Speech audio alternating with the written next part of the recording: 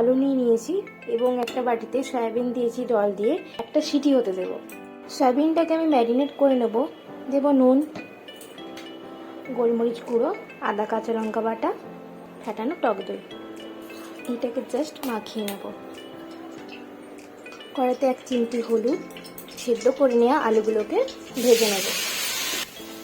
আলুটা অল্প ভাজা হলে আমি নামিয়ে ফেলবো।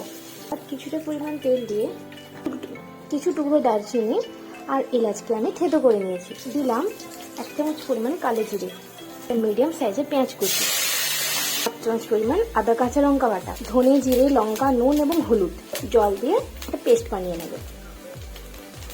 এই পেস্টটা আমি এর উপরে দিয়ে দেবো স্বাদ মতো চিনি। মশলাটা থেকে আমার তেল ছাড়তে শুরু করেছে, এই পর্যায়ে আমি দিয়ে দেবো কুচনো ক্যাপসিকাম কুচার পরে ম্যারিনেট করা সয়াবিনটা দিয়ে কষতে থাকবো। ক্যাপসিকামটা একটু নরম হয়ে আসতেই আমি সয়াবিন ম্যারিনেশন করা বাটিটায় একটু জল দিয়ে সেই জলটা আমি এটাতে দিয়ে দিচ্ছি।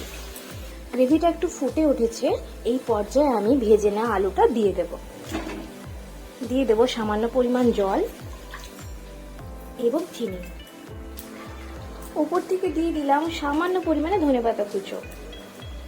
ব্যাস, আমার রান্নাটা হয়ে গেছে। আমার এই রেসিপিটি ভালো লেগে থাকে অতি অবশ্যই like comment share and subscribe করে দেবেন।